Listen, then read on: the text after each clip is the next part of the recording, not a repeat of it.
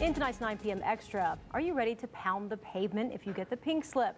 One Valley expert gives us some tips on how to get back on your feet in no time.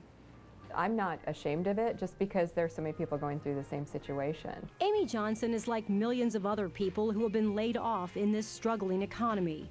Since getting her walking papers a month ago, she's been on the hunt for a new advertising job. I was on the computer the day I got let go. The first thing Amy did was update her resume. My resume wasn't completely updated, so I did have to make some adjustments, but it was pretty close.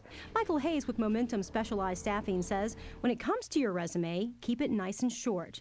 I wouldn't make it any longer than one page, and I would make it stand out with job history and experience. As for the cover letter, I think writing a full-page letter to go with it, it's not being read. If you get 1,500 resumes, nobody has time to read that. Once the resume is up to par, how do you prepare for the interview when you're a bit rusty?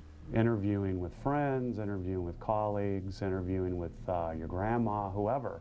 Somebody that you can talk to that can basically ask you some questions and you can rehearse the answers. Another piece of advice Michael has before going into any interview, make sure your social networking sites are cleaned up. Google yourself. See if there's anything negative.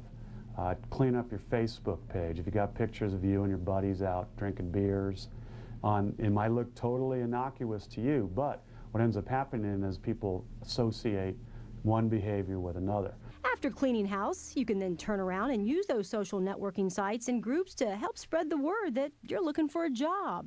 I think it's really important to continually keep your Rolodex of contacts up to date and to get involved in some of the business networking groups. You might be able to hook up with people you haven't seen in 15 years, and that might be somebody in an industry that you may or may not want to connect with.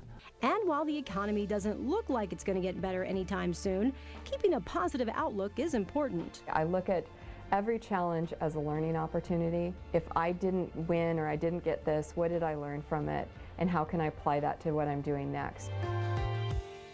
All right, some other words of advice when interviewing. If you're a smoker, Michael says it might be a good idea to make sure your clothes don't smell like it. It could be a turnoff to some employers.